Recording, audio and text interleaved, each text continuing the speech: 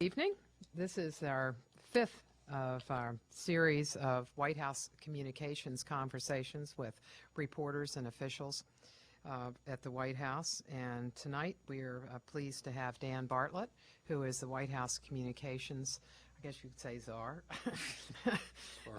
because he has 5 offices that report to him that deal with communications in a variety of ways. The press office, which is responsible for daily information, the communications office, which looks at planning ahead and planning out events, media affairs, that deals with the regional and local press, global communications, and if I left one out? Communications, you said? Yeah, and then communications. So and speech writing. And speech writing, yeah, and speech writing also reports through him. And Dan comes to his job with a strong knowledge of the president.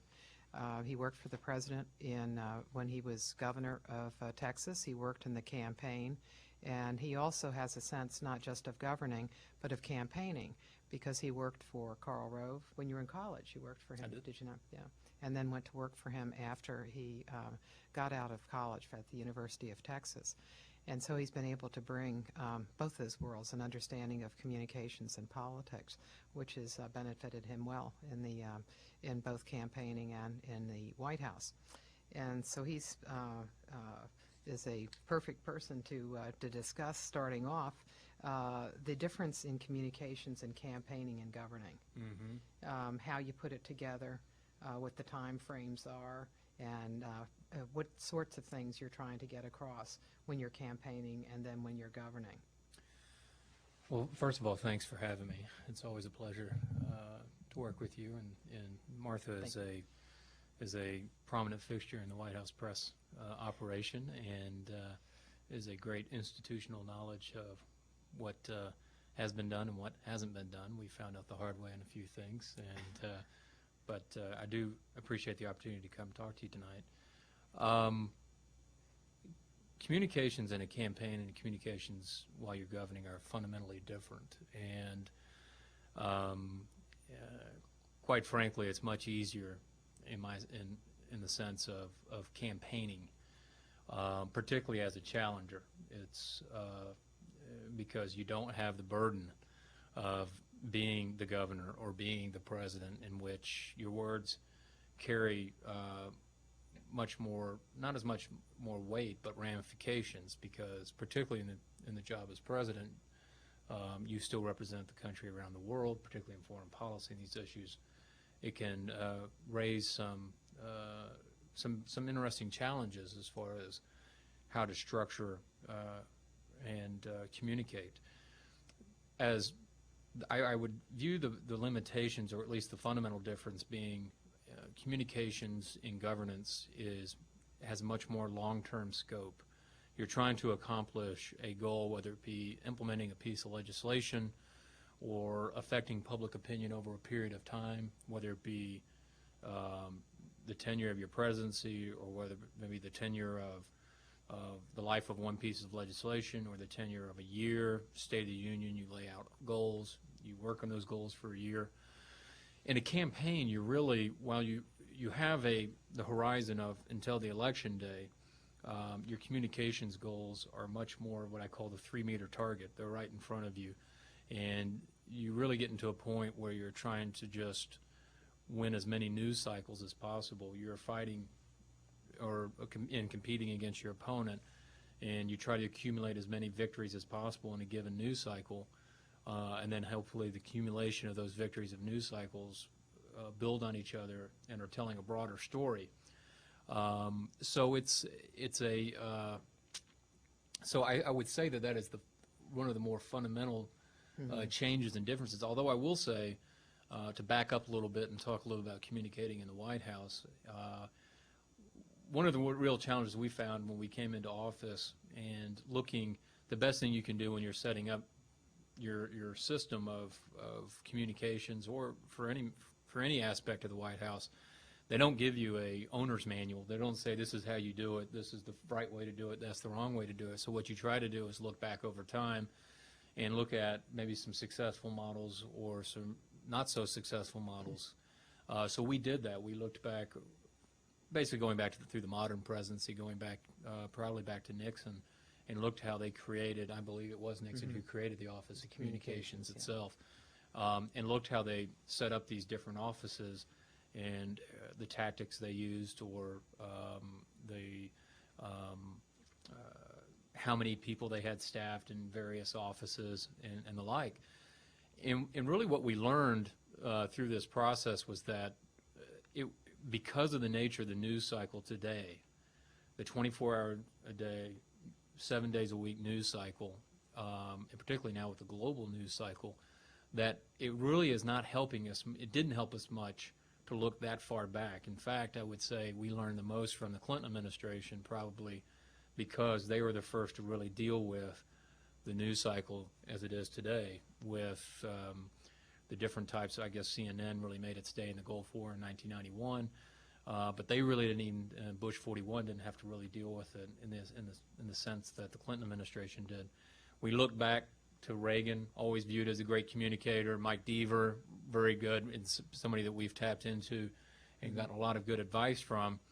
But their challenge was one shot, one picture a day on the 3 networks that always appeared on the evening news that night, 6:30, and the soundbite or two they were trying to get in the New York Times and the Washington Post for the most, and the LA Times or the USA Today for the most part.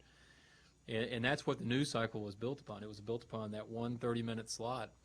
Well, we have multiple storylines developing on an hourly basis in which we're always constantly dealing with, in which images have to constantly be fresh and innovative.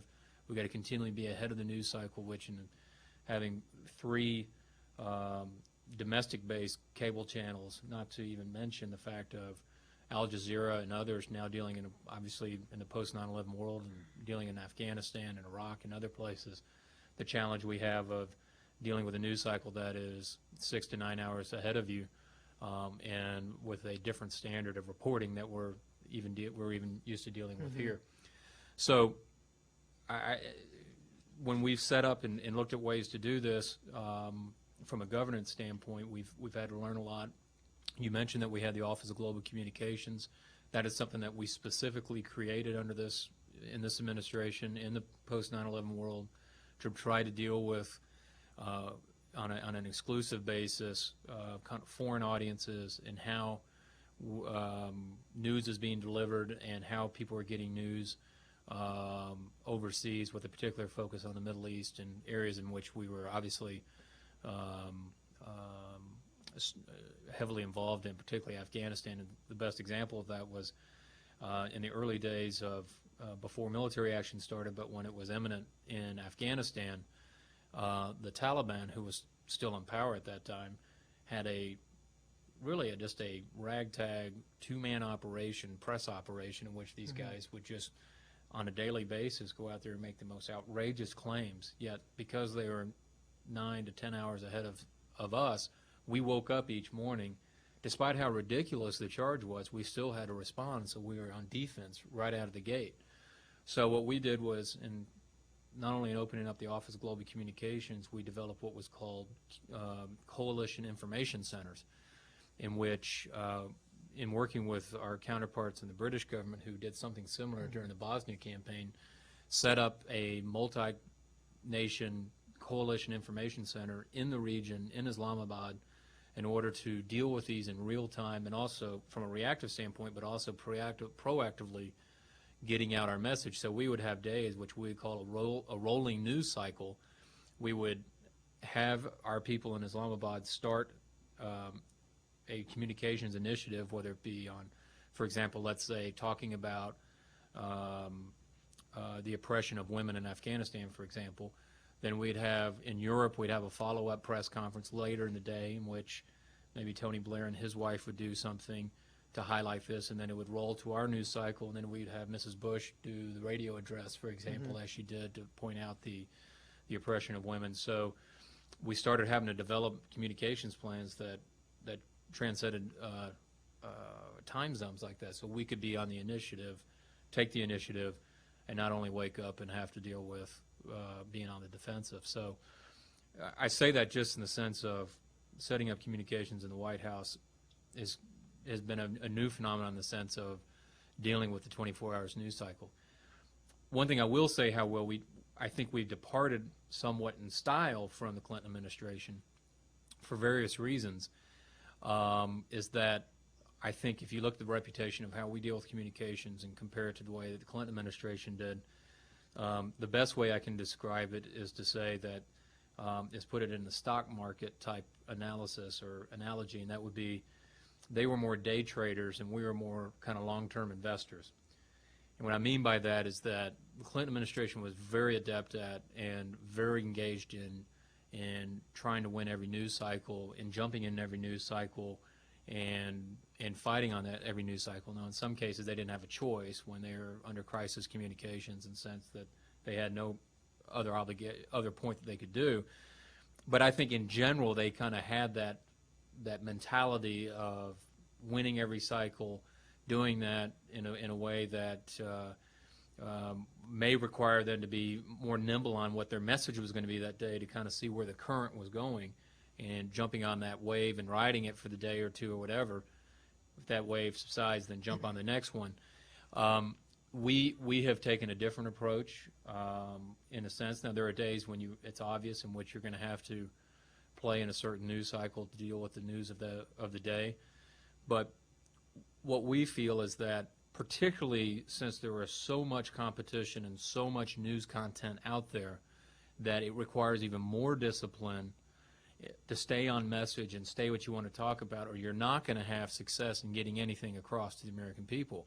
So we have restrained ourselves from, even sometimes when it looked like it might be to our advantage to jump on a news cycle, if it was not fitting into our overall strategic communications plan to communicate a message on education or economy or whatever we were talking about for those 3 weeks or that month or for those 6 weeks.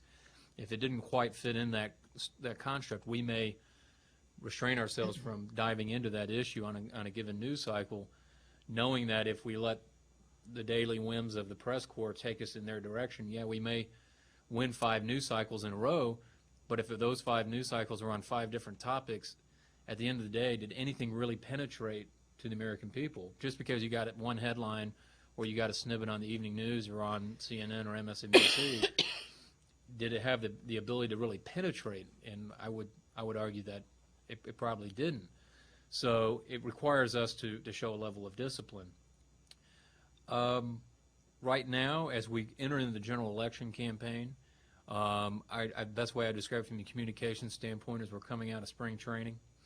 We're trying to integrate and work with our campaign operation in the sense of who's going to respond to what. Is this an official response? Is this a campaign response? How do we make sure that our campaign and the official White House is on the same message? We have conference calls every morning with them. I have a full team that we've picked and are over in the campaign office that are executing from a campaign message standpoint, which also includes obviously counteracting whatever is being said by the Democrat nominee. But we're still kind of working out the kinks of how that's going to work. There's some days in which the president is doing official events and campaign events. We're now having campaign press secretaries traveling with the official press secretary, is kind of handing off of the baton. And in this case, we are looking at precedent as well. We went back and looked at transcripts. Like, for example, when Mike McCurry was, in 1996, was the press secretary for President Clinton. Joe Lockhart was a campaign press spokesman. They both attended events and would brief the press simultaneously, or they'd hand off if it was a question on politics or whatever.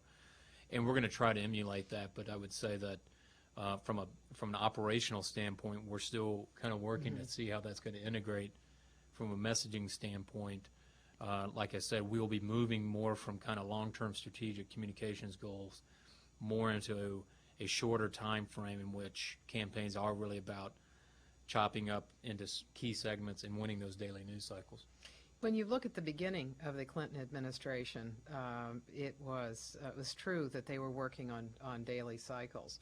But if you go to the period, say in '97, once Congress went out of town, the president did a a 90-minute press conference in the State Department in which he was talking about his leadership, some specific things that they were interested in. And then they went, before the State of the Union, they were going through a series of initiatives that were going to be in the State of the Union, and they would take one each week so that they would highlight it during that period when Congress was out of town and there was nobody to present an alternate viewpoint. And then in that State of the Union, then the President presented what were going to be his initiatives during the year. And so they really did organize things in a way that was looking forward. One of the things they did, and Democrats generally tend to put a lot more attention into the press office and what information is coming out of there. And they did a lot of briefings, and those briefings tended to benefit them. Say if there was an economic report, they would have Gene Sperling come out and talk about it. You all have done some of it, but not very much. Like, for example, when Zellick came out and was talking about trade policy, he came out in the briefing room.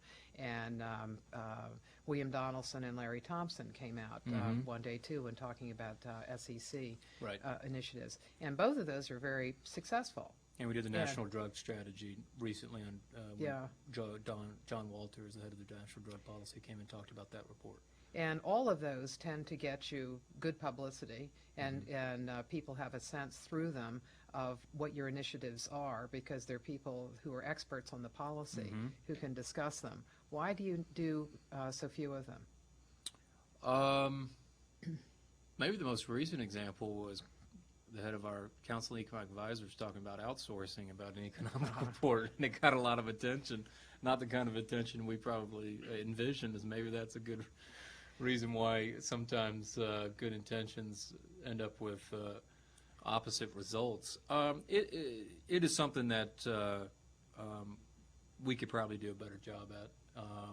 We are increasing the number of, even when there's not a report or something public coming out, the amount of education seminars or type of background meetings we've done, for example, in the National Security Council, with numbers of our people who are in charge of certain areas of the world.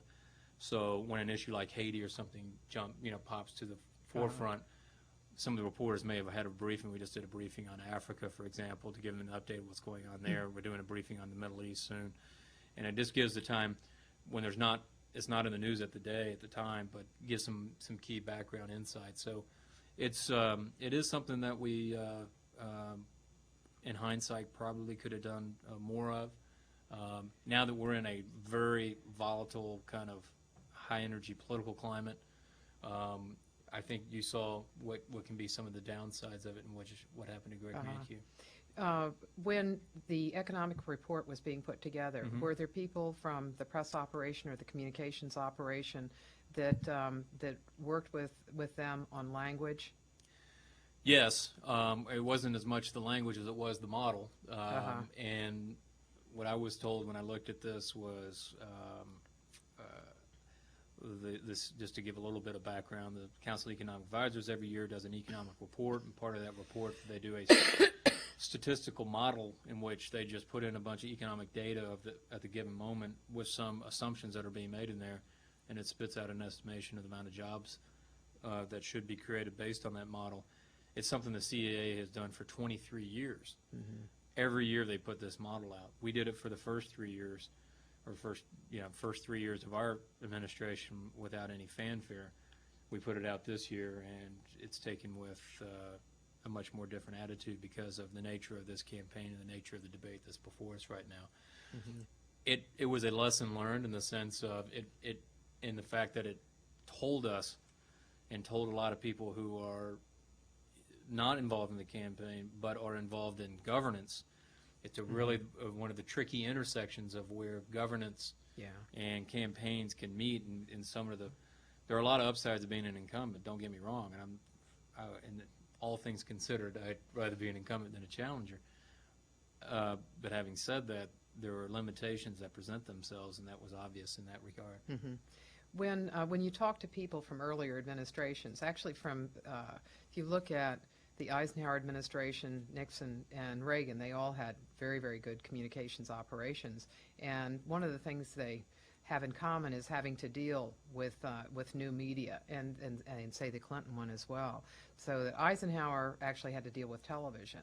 That's true. And all those administrations were able to take whatever the new technology was and made it work for them. Mm-hmm. And did they talk about how they did that? What challenges that they were presented with, and then how you could use that as a model, even though you were in a different position, there were different media, but you still were in a situation where it was volatile, the communications It was business. interesting. I think probably the most common piece of advice we received from every administration, both Democrat and Republican, was don't ignore and, in fact, give more priority to local media than to the national media.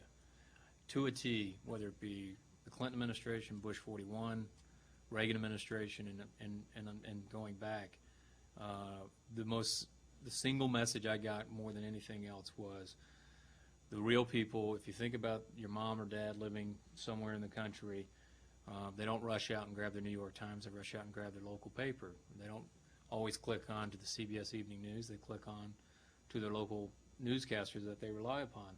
And if you can reach them through the medium in which they typically trust more often, their local newscaster, the local paper, their local reporter, the better opportunity you're going to have to get your message across. And we've done that. We've spent a lot of time focusing on the regional media operation and local media operation, because it is true. I think the biggest new thing that we had to deal with, the 24-hour news cycle is actually not new anymore, has been probably the most, I would say the most new thing is dealing with the internet and how we're going to use the internet from a communication standpoint. And we have the most interactive website, official White House website of any president. We've used some very creative, or we have a very creative person in my office, Jim Orr, who's done, like, for example, just wonders with the president's dog, of all things. I mean, he's taken this dog and has done Barney and has done these videos and things like interactive videos, which drives people to the website. They'll watch the video, but then they may go click on something else and get part of the president's message.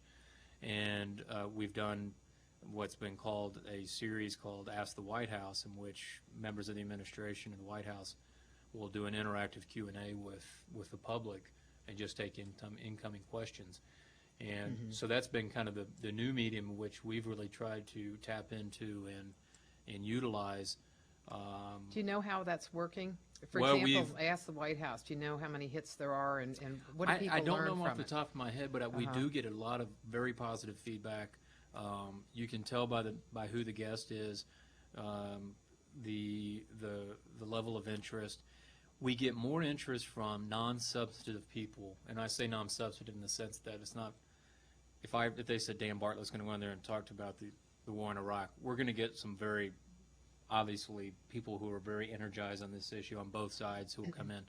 But we've found is, like, on days in which we'll put the White House chef on, we will get bombarded with people who are just fascinated with, what do you cook the president? And schools will participate, and we will get fivefold the number of questions that will come in for somebody who, the White House gardener, or we'll get somebody from the Secret Service to be on, or something like that. And people are interested in the presidency, not just the president. And that gives them a glimpse into the presidency and the White House. But what it does, it gets us to draw them into the website, and then they're going to be exposed to the messages of the president as well. I would say I think the internet traffic doubled right after 9/11, but we have sustained growth. I don't know the exact number on it, but it's been double-digit growth every quarter since then. And what my guys tell me when they say we need is the key to internet communications is original content and interaction. If you have exclusive content on there, like the Barney stuff, things where people can't get it elsewhere, it'll drive traffic, makes sense. And the other part is to have interaction and have interactive type communications. In your point about putting attention on local coverage, I happened to be in College Station, Texas, when the energy proposal came out, and so I read the story in the College Station Eagle. And that story was written by Terry Hunt, Yeah, the Associated AP. Press Oh, yeah. reporter, and he's not, what is he, about 100 yards from the Oval Office. So that even if you're dealing at the local level, that you still have to deal with the White House press corps. Well, Terry Hunt makes that point to me almost on a daily basis that he has 1,600 papers that subscribe to their service, and he's right. I mean, the Associated Press, I think, is one of the, and Reuters and these wire services tend to be kind of the exception to some of the others. But I'm not saying that you can't give. It's not. Yeah. It's not attention to regional at the expense of national, but give equal attention to. I don't think it has to be either or. Mm-hmm. Mark McKinnon, who works for you all in the campaign, made an observation that the White House press corps had been lost in the dust of the internet and cable. Would you subscribe to that view? No. The White House press corps may, on any given day, might not have influence or be the center of attention, and I think that was probably most on display during Iraqi freedom when the actual military operation went.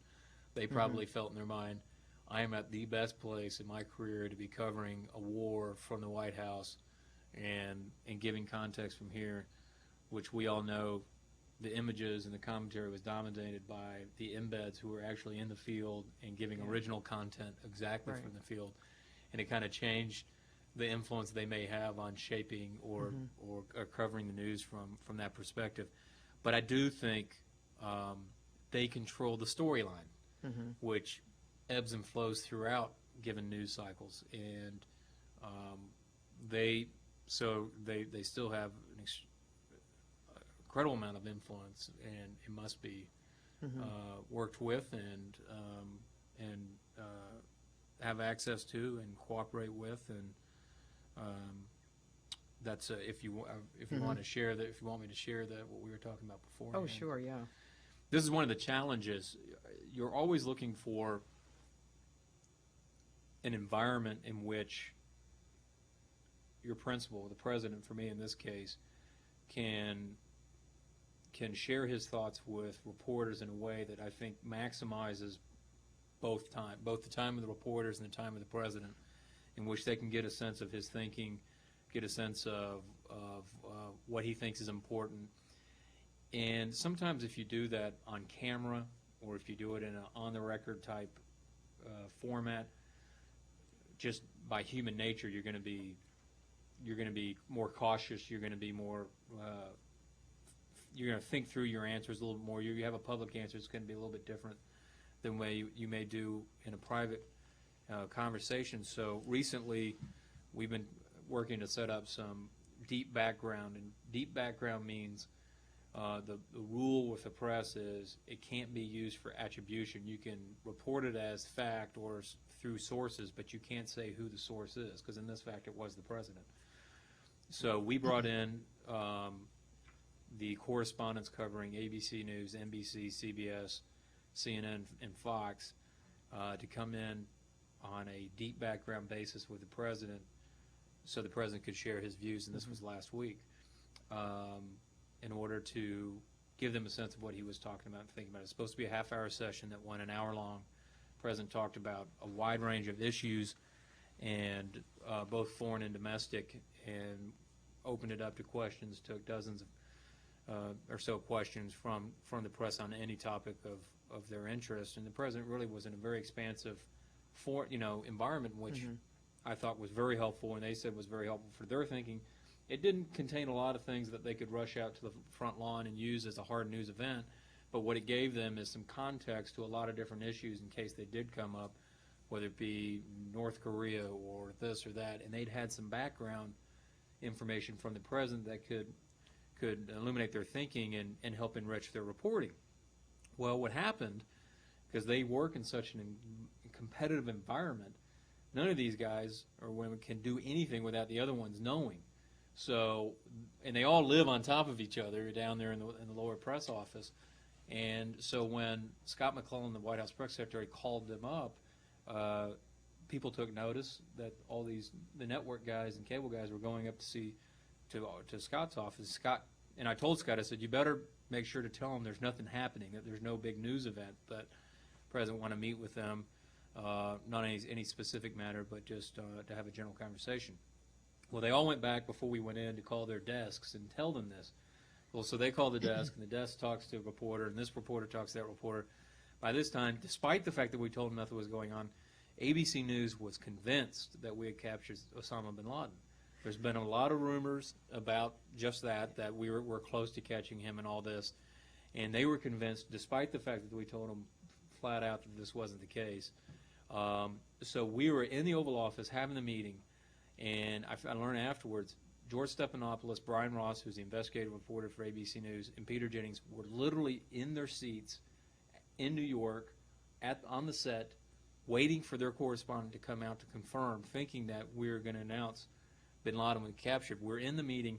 John Roberts, who's the correspondent for CBS News, starts getting buzzed on his BlackBerry, and it's kind of distracting in the middle of a conversation with the president. His BlackBerry's just buzzing away, and finally I was like, answer the thing, do something. And he grabs it, and all these networks have sources in their competitors' areas. So he says, we're learning that ABC News is about to report you've captured Osama bin Laden. So he asked the president, he said, have we captured Osama bin Laden? And the president's like, you think I'd be sitting here with you if we captured bin Laden? No. So that happened, and then the Washington Post, who was not involved in this, decided that despite the fact that this was a deep background conversation that they were not involved in, since they knew it took place and picked up through scuttlebutt and other ways what had happened in there, they reported it as a news story the next day, attributing it to the president, some of the things that were said, and who was involved in it. And before they wrote it that night, both Scott and myself complained to the Post, complained to his editor who wrote the story, who was overseeing the story, saying that this was going to hinder our ability to do this in the future, and it would actually influence our decision as to whether the Washington Post would be able to participate in that. If you can't abide by the ground rules and recognize those ground rules, then that has to influence our thinking when we do this in the future. They took that into consideration and decided to report it anyways. But what Martha was telling me is that this is a time-honored tradition and problem. And a story I didn't tell you, but in 1898, after the sinking of the Maine, there was an investigation, and AP got a copy of the report that the commission was going to release. And the guy who was the secretary, who was basically the chief of staff, demanded a retraction because he said that they had to have gotten that from a White House copy which was in a safe, and that therefore it must have been basically a stolen item. And so he wanted a retraction. So what they ended up doing was they went to the safe, and George Cortelier, who was the deputy, had sewn the I guess it's some kind of cloth around it before they put it in the safe. And so when they saw that it was still intact, then the White House had to admit that he hadn't gotten AP hadn't gotten that copy, and therefore they had no power to stop them. And so there was no retraction about it. But it has been an issue. It was an issue in the Clinton administration. If the president makes news, then it's going to get out, because all those people who have been in there are going to talk to people. But there have been instances, say when he was on Air Force One, coming back from the Middle East and coming back from Asia, he did sessions which were on the record. On the record, but they also did they have sessions? Did some of it extend over after the on the record session ended? It did. And those, nothing has come out about those. For the most part, those, Yeah. You're right, remained confidential. So- and even in the sense that those who, in the meeting last week, who did everything they can to honor the tradition and the agreement, still had trouble reporting it, because they said, for example, I remember David Gregory, NBC News, goes out and he says, the president has told aides XYZ. And I took issue with that, because you're still attributing it to the president. And if it's on deep background and you can't attribute the source, just because you say he's telling it to the aide, still attributes to the president. And we went round and round on that, whether that was in violation or in honor of the agreement. And what I'm trying to say is that it's there's a constant tension, and but I know we could probably do a better job of it. I've said that before, and we're constantly looking for ways to improve upon it, because my strategic goal as communications director for the president, and what I think is in the president's best interest, is the more reporters are covering the person and not the institution, the White House, I think is better for us from a communication standpoint. The more that a reporter can get to know and personally understand and know the president, and doesn't view this more as, I'm at the White House covering the White House, I'm totally detached from this, totally detached and devoid of any human relationship really with the president, I think doesn't serve the president well in the fact of how he'll be covered. And my example on that is that in 1999-2000, we had a core group of reporters who had been assigned to the campaign since the very first days of the campaign. And they spent a lot of time with the president, interacted with the president when he was running. But the further we got along, even in the campaign for that matter, the more and more the press corps grew in size, and the more type of restrictions or standards. The president used to like walk on to the back of the plane and have off-the-record conversations with him.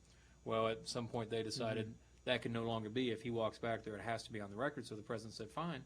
And he just didn't go back there anymore, which I don't think in the long run served them as well, because they didn't get to have this interaction, what allowed them to know him better and get to know him as a person.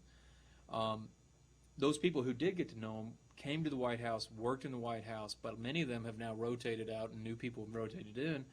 And quite frankly, a good chunk of them don't really know the president personally, which I'm at fault for that. I'm not to say that it could be rectified in some ways, but the environment we work in and the president's schedule, there's just not enough time in the day to just line up reporters at the door and just get to know sessions. So we try to find opportunities for them to interact with him and get to know him as a person, because I think from one of his strengths is his personality, and when people get to know him, there's perceptions. I don't have to rattle off the perceptions about my boss, and they're pretty well known, that he can't walk and chew gum and all these things, and I know that, and he's the best person to knock those type of myths down himself. And so exposing him to the reporters, I think, is in our advantage, and I'm trying to find ways to do that, and this session last week was an attempt to do that. But it still worked for you. I mean, even though if it became It public. did. No, it did. But in the ones on the plane worked well. And there you had a pool of reporters, so it wasn't like you're taking television, just television. Well, there's a big difference there. Day. The big difference, and the reason that is, when you do bring a pool in, and they represent, I'm sure they know what the pool is, they represent all the media. They have an obligation to take all of that and share it and repeat it for the rest of the media so that everybody could use it. If you don't use a pool and you just bring in select reporters, they don't have to share that with the other reporters, which is a different, requires a different, it makes for a different dynamic. And when they're not being a dutiful reporter who's there to represent the broader media, they're there to represent their individual news organizations, which makes a difference. Yeah, that's true. When you're thinking about the press, particularly when you were coming in to office, what role did you see the press as having? For example, did you see the press as a surrogate for the public? A view the press has that of itself. This is always the difficult part mostly for a press secretary, because the press secretary is there to represent the president, and he's also there as a public servant, working to accommodate the press's right to know things. And he has two clients, and there's always a balance of how you manage those two clients. My job, and before I oversaw all that, I was head of just the communications office, in which I'm planning strategic communications. My job is to try to get the message out the president's trying to convey to the public, and there are various ways to do that, including the press. We recognize they have a job, we have a job.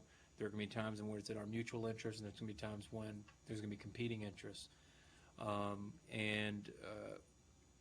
I don't think it was adversarial as far as an adversarial view. But there was a sense that things that the National Press Corps are interested in or think is news is much different than what the public think is news or what they're interested in. They tend to be more focused on process in politics, who's up, who's down, those type things, in which most Americans probably just want to know, how's this going to impact me? Why are you doing this? What are the practical ramifications of it? So there's always those tensions or balances or competing interests at times.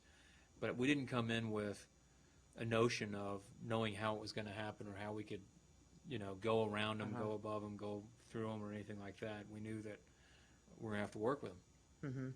Are there things that you all learn from the press? That's information about how programs might work. Like, for example, I remember the president came out, it was on a day of a press conference he did in the briefing room, and he was talking about having read the paper that morning that there was a story about how the hijackers, who were by then, it was some while after September 11th, that they had been granted flight school, the permission to come here for flight school. And so the president was very, very upset about it, obviously. And he said that he had learned that from reading a story in the Washington Post. And I was wondering what kinds of things that you have learned from reading the every press. day. One thing you learn when it is a big government and you don't have a clue of what all is going on and who's talking to who. And I learn every day I pick up the paper. Unfortunately, I learn about things I thought I knew. I mean, like right now, right before I came over here, I have, at the end of the day, myself, the press secretary, Scott McClellan, we sit down with the chief of staff and deputy chief of staff, and we kind of do a wrap-up day of kind of what's going on, what we're trying to anticipate will be on the network news, as well as what's going to be in the papers the next day. We typically capture we think we know everything that's going to be captured. We probably get 30 or 40% of it, and the rest are things that we had no idea that was going to be broken or be reported on or whatever. And then, so you're dealing the next day with potatoes that are put in your sack there, and you're dealing with them. But no, there have been a lot of very good reports or news investigative stories or different types of reporting, particularly overseas or in theater and things like that, that have been very helpful or shine a light on something that we didn't know about, and it's given us opportunity to address. In looking, well, I will say to that, I think one of the best, another medium in which we get immediate feedback and learn is talk radio. And while it does tend to, attract the extremes on both sides of issues or of parties, I view it as a very good medium to see what works as far as communications. If there are lines or things we're trying to work, I can go on a talk radio program or something else, and I can get instant feedback as to whether it works or not. So that's another medium in which we use often. Yes, you put together 2 events on the north lawn of the White House where you had tents and set up for talk radio people. How did those end up working for you? They were extremely successful. What we did was have Talk Radio Day on the White House lawn, in which we invited radio talk show hosts from all persuasions from around the country to come there, with the enticement of saying, if you come, we will give you access to the highest ranking officials in the administration, in which we had Secretary Powell, Secretary Rumsfeld, Dr. Rice, all the cabinet secretaries across the board. I think all but like 2 participated. The vice president participated. Members of the senior staff did as well. And it gave an opportunity for a large swath of the public who listens to talk radio to hear an interesting conversation and interview.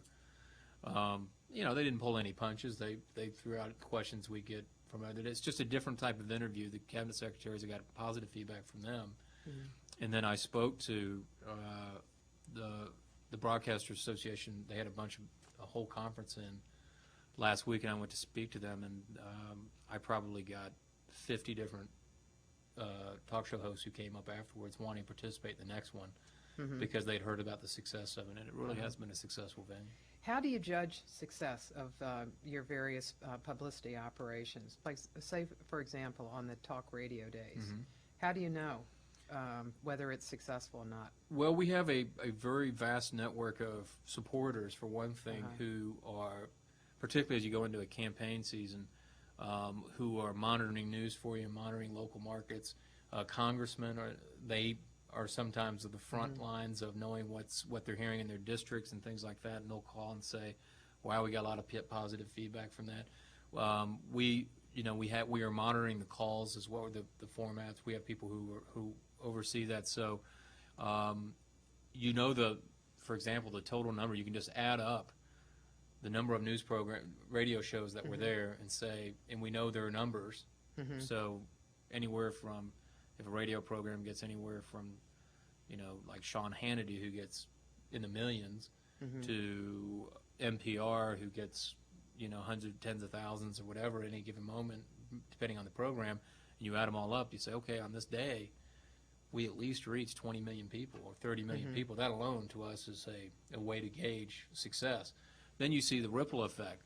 And what we found is the people who do radio for us and monitor these programs for us and interact with these people saw the long-term benefit, because the program after, 4 programs afterwards, they were still referring to, well, when I interviewed Secretary Powell, he said this, or I interviewed that. So it had a lasting benefit as well, because it enriched their knowledge of what's going on and the issues, and gave them, so I think it had a lasting value as well. What about some of the daily events that you have, like, say, an event in the East Room where the president speaks on a particular subject? We get, I get clips from around the country, national clips, all the network coverage, transcripts, White House comment line, people calling in or emailing in. I get summaries of those. So we try to look at all the different venues and outputs and determine if it punched through or not to a certain level, editorial support or lack thereof. So over the course of a week, at the end of the week, I'll get a summary of what's in the news in local, key regional papers.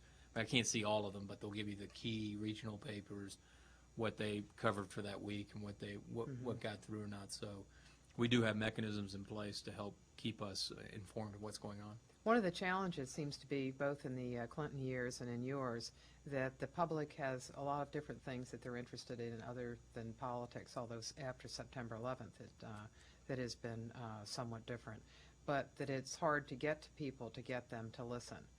Have you all found that? And what kinds of strategies do you develop to get through? Using unconventional media, I guess, is the best word for it, but it's you'll do interviews for news publications that don't typically cover politics. The president, for example, is an avid fisherman, so we'll have him sit down with Bassmaster or Field and Stream and have him do a conversation with them. So you're somebody who doesn't pick up the paper or pick up their magazine to know about politics, but want to know about the president. It gets them away. For example, in our media campaign or our television advertising, we're running our ads on the Golf Channel, which is not the first place you would think to run. You think it's CNN or something, or the local network, but we found for the demographics we're looking at that this was both an efficient from a spending standpoint and a target audience, an effective way of getting a non-traditional political audience. So we're always looking for ways to, like I said, the Barney Cam, for example, is another example of that, where you're trying to take an unconventional way of getting people's attention. It drives them to the website, and then they might say, "Oh, well, I wonder what he's saying about education," and then they might click on something next to where the Barney video is, or whatever it may be. So we're constantly looking at different ways. For example, about a couple months ago, we brought in we call it the hook and bullet crowd, which is the publications of all the hunting magazines, fishing magazines, conservation magazines. which reached millions and millions of Americans. And we brought them in and did a roundtable with the president. The president gave his views on what's going on in conservation, and they got to ask questions about wetland policy and other things that are of interest to them. So you try to hit those target audiences that way as well. So do you look mostly for whether you're getting through and what they understand about what the president is doing, rather than trying to persuade them? You're trying to get to them and assume that, once you get to them with your message, that they will be persuaded. Well, obviously, we're reaching them, and then by design, by knowing who we're reaching, we're going to help craft our message to make it as attractive as possible. You can't change your position, but you can talk about it in a certain way, in which we'll brief the president and let him make sure he knows what's on their mind, so he can kind of play to their interest and speak to the issues that they're concerned about.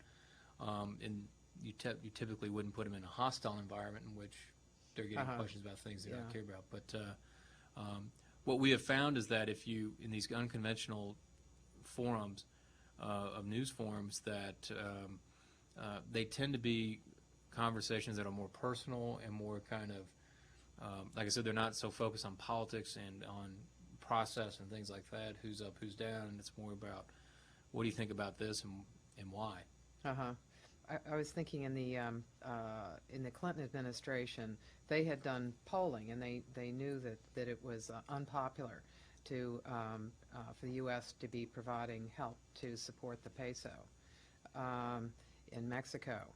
But the president decided to do it. But what they were able to do through their polling is, and the polling that others had, was have an understanding of what people thought the arguments were, and that there were some arguments that they could find that were more popular than others. And so how they presented it was going to be important. And even though people were against it, they had some understanding of what the public thought, and then to try to move them.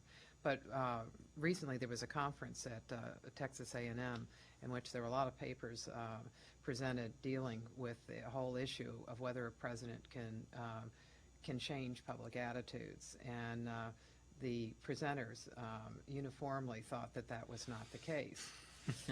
And so I wonder what your experience is. Are there cases where you've moved the public, or are you thinking, rather than the whole public, individual publics? Because it sounds like you're targeting to individual publics. I think it depends on the issue, but you're right. You'll have more success focusing on a constituency, a more manageable size constituency, as opposed to mass public.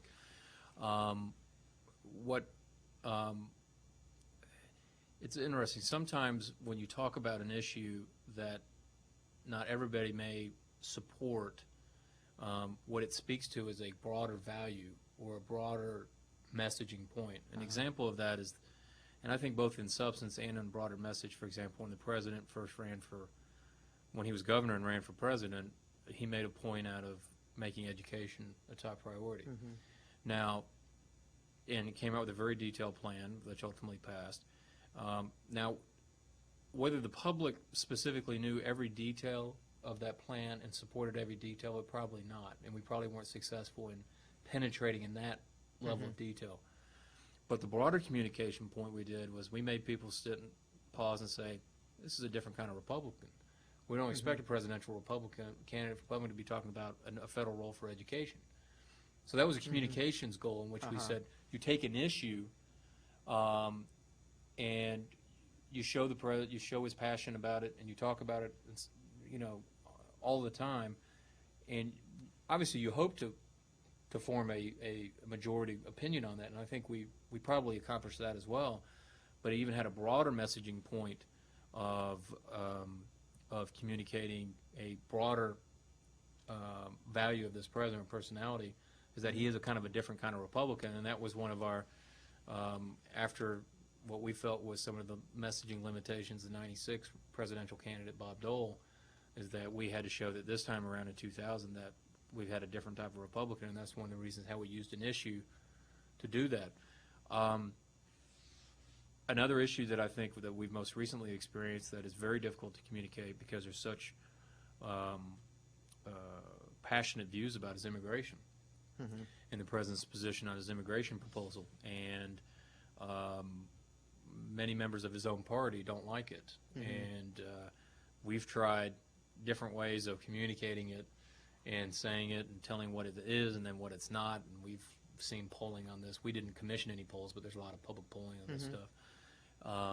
And there's just going to be a climate in which some things you're going to be able to successfully communicate it or not, and that shows one issue which a real communications challenge, despite how many times we say it or how we say it. Yeah, and that's really been true in most administrations. Immigration is a very tough policy that Congress stays away from it, and that usually it ends up having to be the president that pushes it forward. Yeah. And it usually is unpopular. Where does the president himself come into communications? What does he think of the importance of communications as an aspect of his leadership, of his being president?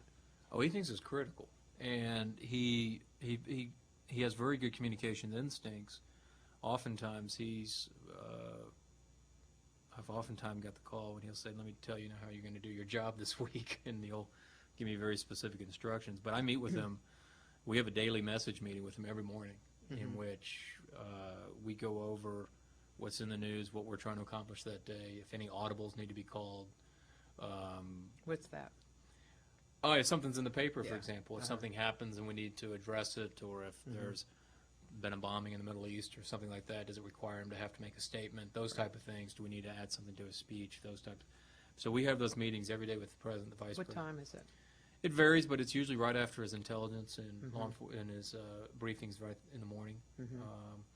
And it's the president, the vice president, usually, if he's there, the chief of staff, and, Dr. Rice. It started in the war.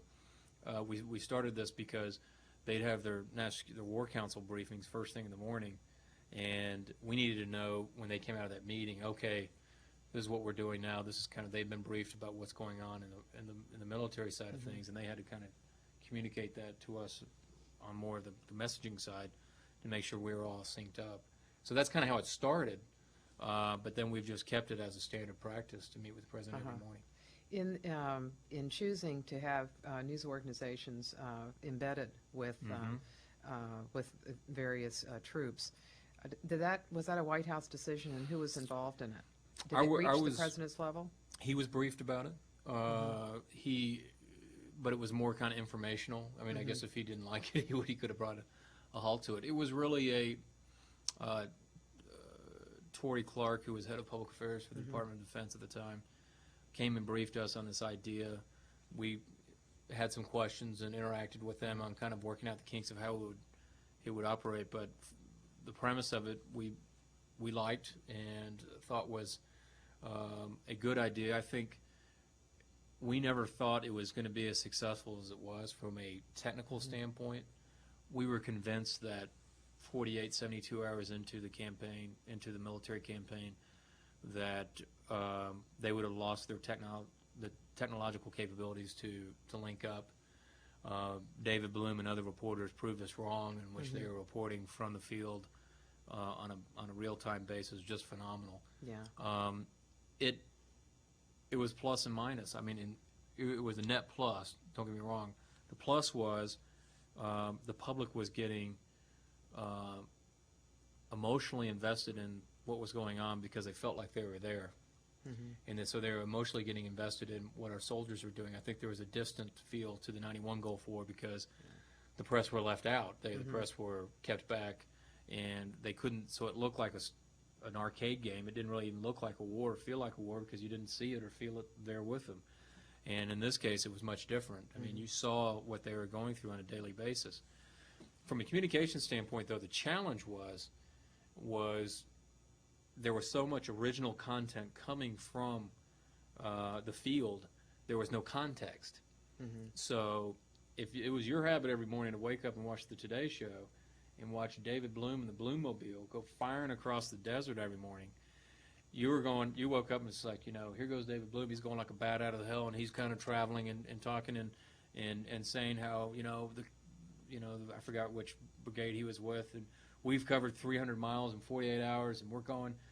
And then the weather hit or something, and they stopped, and they had to sit there for 72 hours, and the commander for this little brigade didn't know why, but a general was telling him, you stay there, hold down.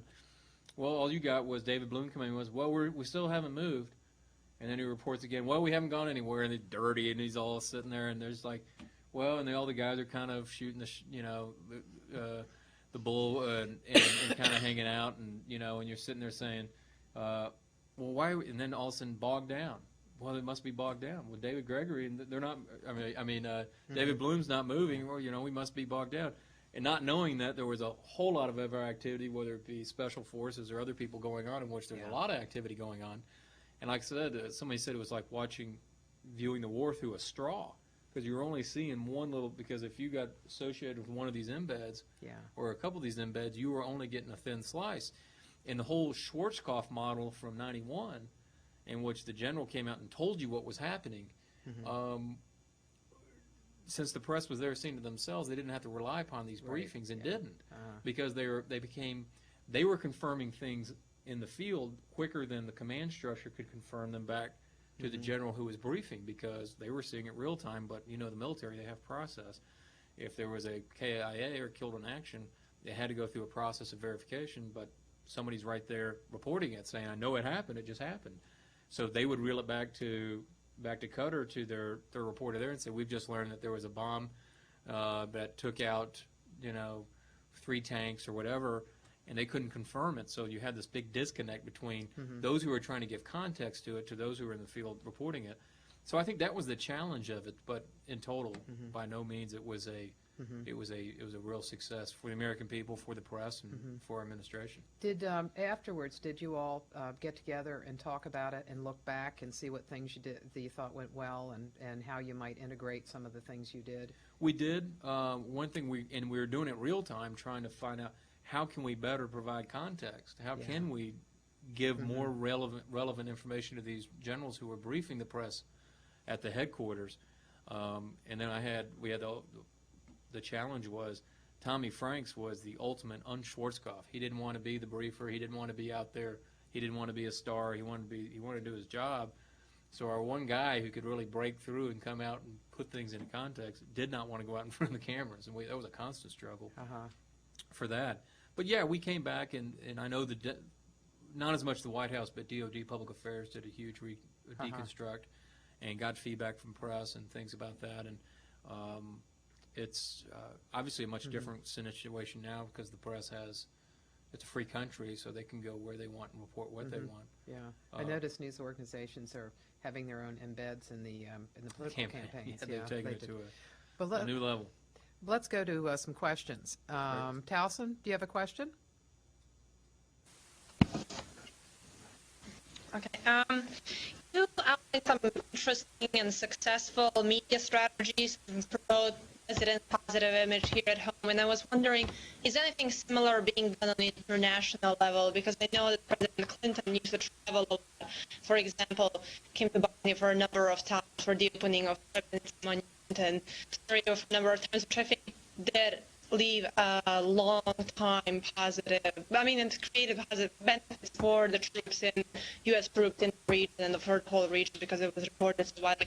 And President Bush doesn't seem to travel a lot, and I don't see a lot of being done on the international level to promote his image. So how would you comment on that, and what do you think? Well, can you translate? Yeah, that's right. It breaks up. It's like a satellite dish when a big storm is coming. She is from Bosnia, and Clinton came through several times, and so her impression is that the president traveled a great deal more abroad that Clinton did than Bush did. And so what are the ways in which you try to project what you're doing internationally?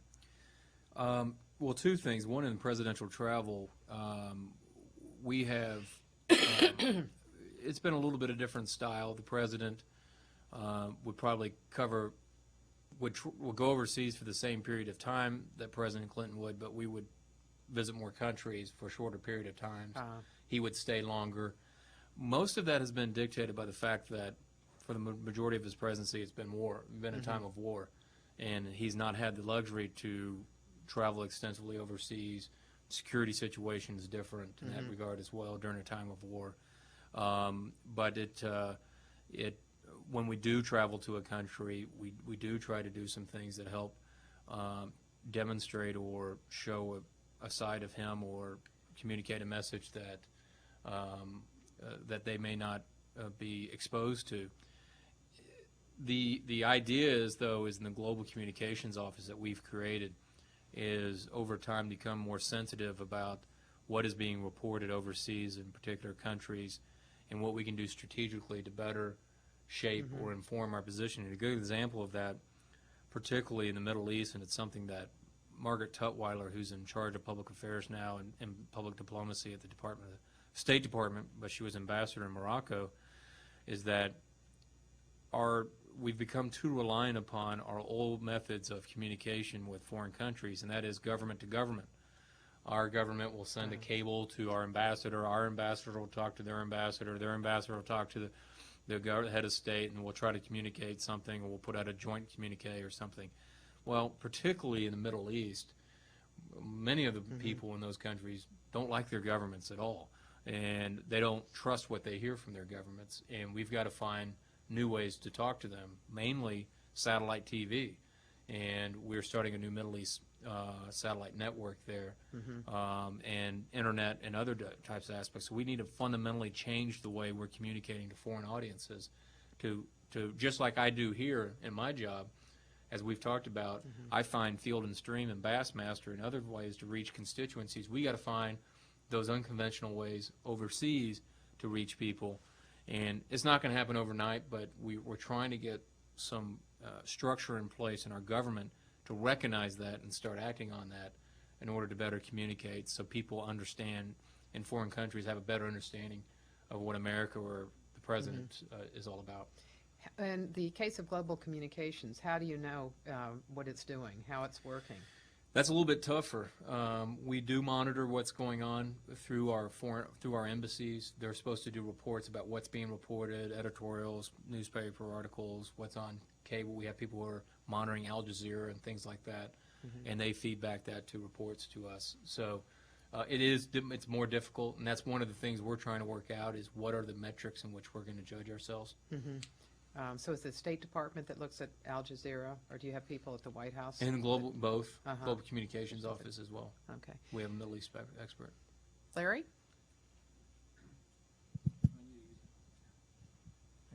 Dan, this has been great, really fantastic. I have two questions. I'll make them brief. First, could you characterize for all of us your assessment of the reaction to President Bush's the recent use of the 9/11 images? I'd be interested to know what your reaction is to the criticism of that.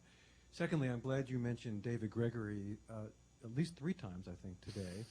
Martha knows from previous conversations I consider Gregory, this is not attributed to you, but I've often characterized him as John Kerry's communication director. He has, in my opinion, he has lost his objectivity, and so I'm really curious to know if you could characterize what you would assess as to the bias in perhaps the White House press corps, if you believe it exists. My scholarly friends like Martha suggest that perhaps it's a function of the fact that the administration might not be as easy, might not give information as quickly and as easily as previous administration do, and therefore it's frustration. I, however, view it differently, and I'd like to see where you fall within that, and you could perhaps educate all of us. Thanks. That's a minefield that I have to carefully dance through. And let me take the first one. There's no secret that campaign ads are just like any ad done by any company or any candidate or any politician. You focus group them. You make sure that the audience is going to be receptive to it. Those ads were tested to make sure that from a sensitivity standpoint and from a messaging standpoint that they were going to be successful. Why spend millions of dollars on something that's not going to be successful? It would be foolish not to.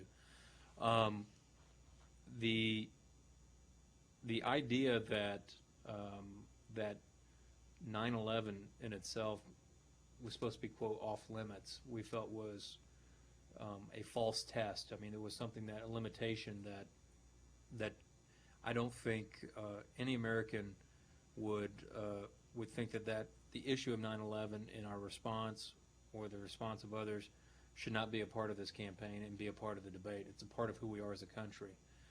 But the question was, could it be done in a tasteful way, in a way that was not exploitive, but done in a historical way? And if you look in the ad itself, it's just it's glimpses of it. It's not the president trying to take credit for anything. He's literally not in the ad. His name comes at the end, but he's not in it at all. It's not the bullhorn. It's not that. And my first reaction was going to be, I would know in the first hour after we aired the ads whether it was going to be a problem or not. And it wasn't, because the reporters, we had 80 reporters who went over to watch the preview of the ads. I don't know if you went over for that. No. 80 or so reporters went and watched it, and none of them walked out with any impression other than these were good ads. Maybe somebody asked the question, well, what about the use? But not one of them really came out. It was only until some of the organizations, coordinated a response. The firefighters union, who's supporting Senator Kerry, did, as well as a very vocal victims group called Peaceful Tomorrow, which is a part of the victims' families who don't support any military. They didn't support Afghanistan. They didn't support Iraq. They didn't support any military response to the acts of 9/11. But it's a very emotional issue, and it's one that we knew that it was going to cause, that there were going to be some who were opposed to it, but we thought in total, because of the testing we did, because of it was going to be appropriate. But and then the press is just doing the process story. As soon as the Senator Kerry and others were willing to criticize it, then it's a he said, she said thing, and they're going to cover a process story like that. But it's interesting. I also would say, just to tell you the nature of the electorate and the nature of where our country is divided among party lines, I can honestly say, I bet at the end of last week, our team sat down and said, we accomplished our goal. We're talking about, the ad accomplished its goal. We're talking about it. We probably got just as much in earned media as we did in paid media, right, because of all the coverage that was given to it. So expanding upon the people who saw the conversation about 9/11. And then I bet John Kerry's people were sitting around at the end of the week saying the exact same thing. We accomplished our goal. Mm-hmm. We had to get them to defend their ad, and they had to do this, and they had to explain to the victims' families, and we got the chance to get our firefighters unions out there. So there's going to be times where the two campaigns engage on an issue, and both are going to come away thinking they won that issue. Mm-hmm. And I think that just goes to the nature of the electorate right now, and particularly in the parties, how opposing views they have on some of the most fundamental issues before the country. On your other issue, it's interesting, because I think, maybe that's just because I'm so close to it, I think David Gregory is actually one of the least, has the fewer violations compared to some of his colleagues. I think it's motivated by, I don't think it's a partisan bias. I think some of, most journalists who cover us probably come from a Democrat or liberal persuasion, but I don't think they come in saying, I want to attack the president. I do think it's more motivated by careers. Mm-hmm. And I think every one of them wakes up every morning saying, how am I going to get my pretty little mug on the nightly news, and how am I going to get to be the lead story on the above fold page for the Washington Post, New York Times, LA Times, whatever it may be. They're motivated just like all of us in our careers. They want to be the best at what they do. And in order to be the best, to be on TV, to be the lead news story on the nightly news or on the Today Show or above the fold on the New York Times, they've got to be provocative. And sometimes persuading their bosses, their editors or producers who are sitting in New York or here in Washington, they may have specific views of this president or not, and they may be persuaded if David pitches to say, I want to do a piece whacking the president's tax cut. And I think it's more career motivated than it is a partisan bias. Yeah, you could say of the network three network news programs, 2 of the 3 anchors had served as White House reporters. Mm-hmm. Dan Rather and Tom Brokaw were both White House reporters. Okay, do we have a question from Towson? It's kind of obvious that you all don't really like hard questions. Are you glad by using unconventional media to avoid the tough questions? The Dayton, Ohio TV anchor isn't going to ask the same thing that Tom Brokaw would. So is that one of the goals you have? Okay, I got part of it. Say somebody from a Dayton, Ohio TV anchor, is he going to ask different kinds of questions from a White House correspondent? Is that it? Yeah, well, you go after conventional media. Obviously, Rush Limbaugh is not going to ask hard questions to Colin Powell. Is that part of their goal, is to avoid the hard questions? Is that for you mean for the talk radio? No. Are you talking about? Are you suggesting that a local reporter is going to ask the difference between a local reporter asking tough questions and whether it will be the reason why we focus on local reporters is they don't ask the tough questions that the national press will ask? Is that one of the goals you have? You're trying to avoid those questions. I think what I see the goal in if let's say, for example, the president travels to Dayton, Ohio, or press or somebody in the administration, not only are they going to ask questions that are more focused on substance and less on the kind of the politics or process, but their news organization is going to air in entirety the entire interview. Whereas at the national level, you're going to be more inclined to be subjected to editing and slicing down, to which they just take a sound bite or two, which not necessarily would take out of context, but may not give a complete explanation. And local regional reporters, they could ask some of the most difficult questions, but at least they're going to give you a venue and have the airtime to give the complete answer. But to that end, in 2000, I think one of the most damaging interviews the president did when he was running for governor was from a local reporter in Massachusetts, in Boston, who did the pop quiz on what foreign leaders you knew and the names, and the president couldn't name a couple guys, and that became fodder for weeks. So they're just as capable of asking tough questions. In fact, sometimes they have a better ability to stump you because they'll ask some arcane local issue which you may not know all the answers to. Probably in that case, say for example, Tim Russert would not have asked that kind of question because they assume that there are always going to be questions like that somebody is not going to know. And somebody's trying to get famous real fast, so look, I'm going to get the president here or whoever and make a name for themselves. So both are ripe for problems or for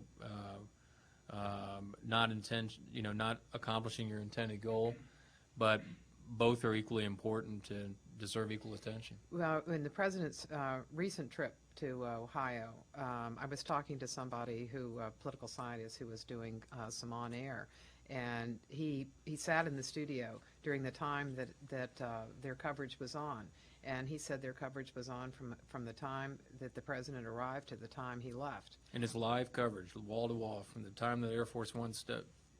Is that normal? Yeah.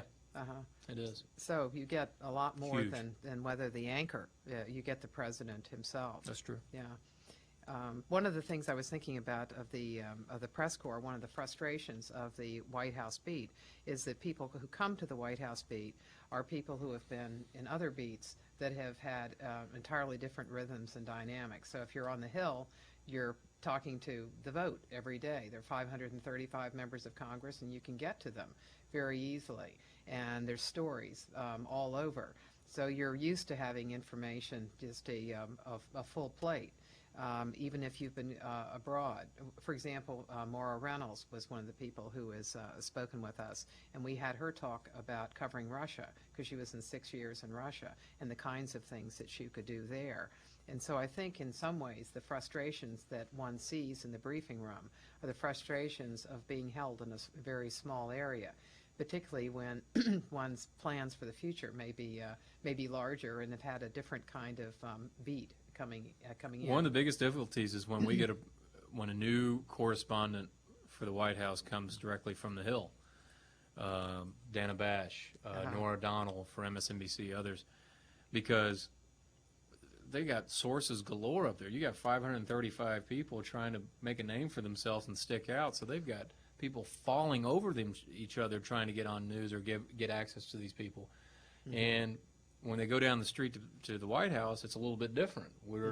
He's the president. We know we can make news. We don't have to try to stand out. We can do that. And it's a different culture which they have to deal with. I would say one thing was kind of interesting. You go to bias or you go to influence. The New York Times, their influence on television and on the reporters is unbelievable. When I was in Texas and during the campaign, when the New York Times would put their news story up on the web, they put it up about, I guess it was 9 o'clock our East Coast, it was 10 o'clock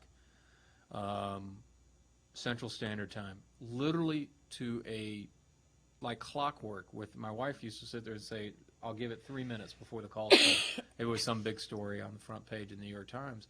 And every single network morning show was calling saying, who are you going to put on to respond to the New York Times? I mean, it was their marching orders. I mean, their ability to shape television news, particularly on foreign policy, but even on domestic policy as well,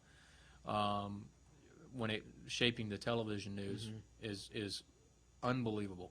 And if you just do a little project, I bet if you took 1 week's worth of news, take the front page, above the fold, New York Times stories for 1 week, and I guarantee you at least 60 to 70% of the network evening newscasts, either ABC, CBS, or NBC, will do a story on the above fold page New York Times stories.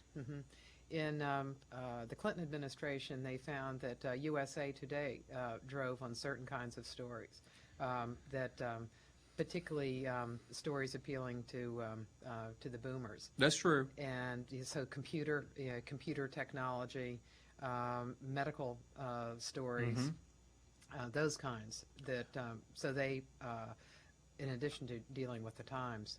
That's true. USA Today, though, I don't think they drive the networks as much, but they get a big readership. The challenge I've always found because you see the way USA Today's formatted, they're short stories with a lot of pictures. It almost looks like you're watching TV. And the problem is they don't give a lot of ink. So if you're trying to explain an initiative or something like that, they don't give you a lot of room to explain it. So you lack context, but if you get good placement and all that, and you get a good picture and a good headline, it's worth a lot. What did the Post and the Wall Street Journal drive? Washington Post, in my opinion, is all about inside Beltway politics and process stories. In my opinion,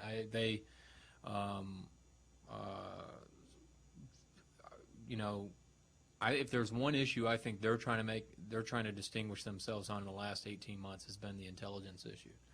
They have dedicated more time and space and resources to that issue than anybody else, in my opinion. But in large part, I think they are very much they're a Washington-based newspaper. They cover politicians. They cover the process, the twos and fro's, and what makes news. Obviously, in the Wall Street Journal, it's more market-driven, economy-driven issues that are more important and impacts directly on the economy. Okay, do we have, here. I think we've kept Dan pretty much for a little longer than we had anticipated, so we'll take two. Hi, Yeah. I'm actually a journalism student, and I'm writing a paper on a lot of the recent articles that have come out about, especially the one in the New Yorker entitled Bush's Fortress, about how there isn't that much information coming out of the White House. I don't know if this goes back to what Larry asked, but if maybe you could comment on these articles, columns that these journalists have been writing, just regarding the lack of information that's coming out, how they feel that Scott doesn't give them enough information during press briefings, something along those lines. Yeah. Yeah, that was an interesting piece. There's that piece in the New Yorker, but there's a broader one in which I think what you're finding is a mixing of two issues. One is media access and getting information from the White House, which is in itself is one issue. Then the second issue is the secretive White House, and you hear about the Energy Task Force, or you hear about 9/11, this commission, that commission, and that's more of a legal issue. But a lot of times I see them get thrown together. The secretive White House, they don't give access, they don't want to do this, they don't want to do that, and they're fundamentally two different issues. But like I said, they get put together.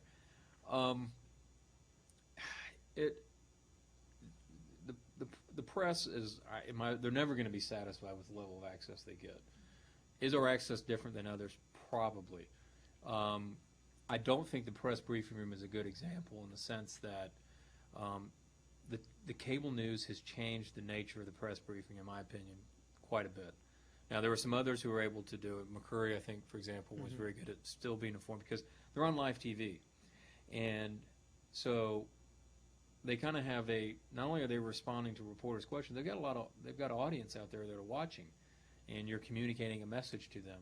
And sometimes there's a tension between those two goals, a communications goal and a responsiveness to the press goal. Our goal is to, as much as possible, stay on the messages we want to in a press briefing, and then try to get those questions answered off the podium and away from the camera. And sometimes we're successful at that, and sometimes we're not. And the techniques of the press secretary are important because a situation can get out of control in which it gets a sense of you're not giving us the answers, and they pile on, and it's like start feeding off each other.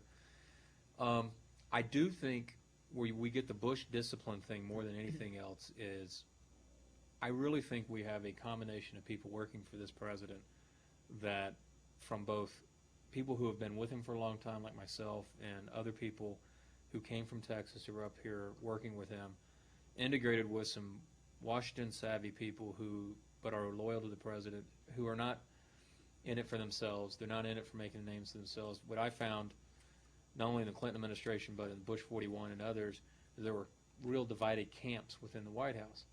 And they litigate their differences through the press. The press loved this. I mean, because they were the sources, so they would get, inundated with information from people. And we don't find that to happen as much. Now, we're not immune from it. I think probably the most obvious kind of public kind of toing and froing you see is between the State Department of Defense, Rumsfeld versus Powell. You hear about that all the time. But actually within the White House, you don't get that as much. There's Secretary Carr, the chief of staff, our chief of staff, he worked in the Reagan administration. And he said when there were meetings in the Roosevelt room, they would literally put you on the side of the table whether you're a Baker guy or if you're a Meese guy. I mean, it was that obvious and overt of camps within the White House. So the Meese guys would leak something from the meeting, and then the Baker guys would go out and counterspin it and do this, and the press were fat and happy living off all this constant, this kind of toing and froing. But again, it does get back to an issue that Martha's talked a lot about, and I've recognized is that can we set up opportunities for the press to learn more about what's going on? I'm also, there's a deliberative process that has to take place in which the president's making policy decisions, and if parts of that information gets public, it sometimes skews or puts pressures on the type of discussions or decisions he can make. But it's something we're constantly working on. Like I said, we don't run a perfect operation. We could probably be better. And always looking, like I said, last week was an opportunity for us to give some reporters some background information. And in total, it was a good thing, and it worked well. But even that showed the problems we had by it being reported and things like that. If you look at Republican administrations, look at the Eisenhower administration, the Nixon administration, Reagan administration, and you all, there's some enormous similarities in the way that information is coordinated, and it's coordinated at the top, and so that messages are developed. And the persuasion operation, then the communication persuasion operation is front and center, and then the information operation kind of works off of that. You know, you provide the information that you want that relates to that particular message, and that was true in all of those administrations. And in Democratic administrations, it seemed quite otherwise, that they don't organize in the same way. So that, in fact, there may be just similarities between Republicans and the way they manage their White House. So it's not just a communications thing, it's the way Would you that also they say? organize. Would you also say? I think it would be proven that Democrat staffs for White Houses have more of a personal, and I don't want to use the word chummy, but they have a better personal relationship with reporters than Republicans do. Yeah, you can say in some senses they come from the same gene pool. That, for example, Franklin Roosevelt, you can see in his press conferences, he really enjoyed reporters. He enjoyed having them around. Theodore Roosevelt did as well. But the ways in which they organize, it depends on what kinds of people. You could say the Democrats bring in people who have an interest group background, and so they come in with strong policy positions. And so there's much more of an incentive for them to be leakers. That in both Clinton's and Carter's case, they came in after long periods of Republican rule, and their constituents had a very broad agenda of what they wanted them to do. And so the new president then spent part of the time at the beginning listening to them, that they didn't organize the same way at the beginning during their transitions. And so they did that organizing after they got there. And so all these interest groups wanted to get in with what they wanted to get in. And so you just have very different kinds of people. So that perhaps what Republican administrations bring in management people and people with an experience of coordinating, as well as an experience with the president himself. Well, that's his management, yeah. His management definitely came into. Let's try one last question from Towson. And I guess try to get near that microphone because you're breaking up a lot.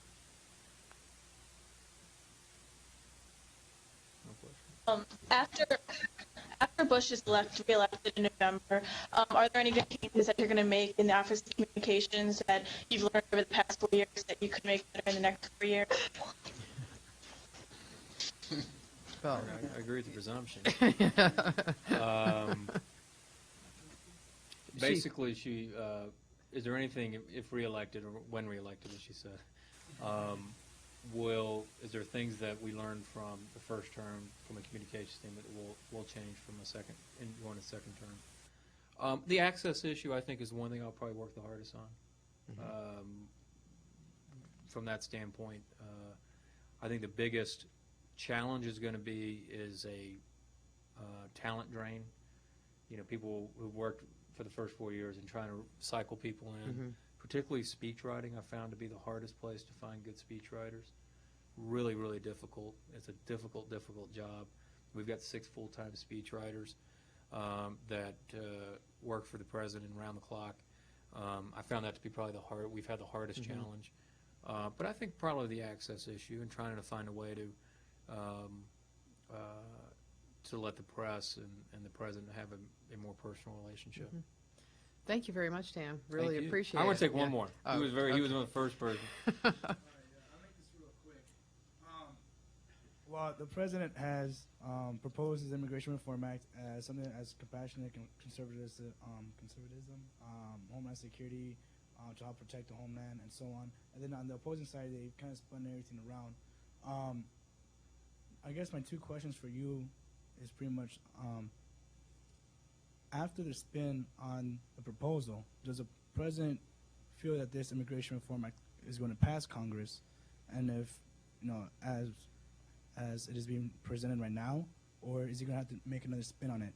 And so do you know what that might be?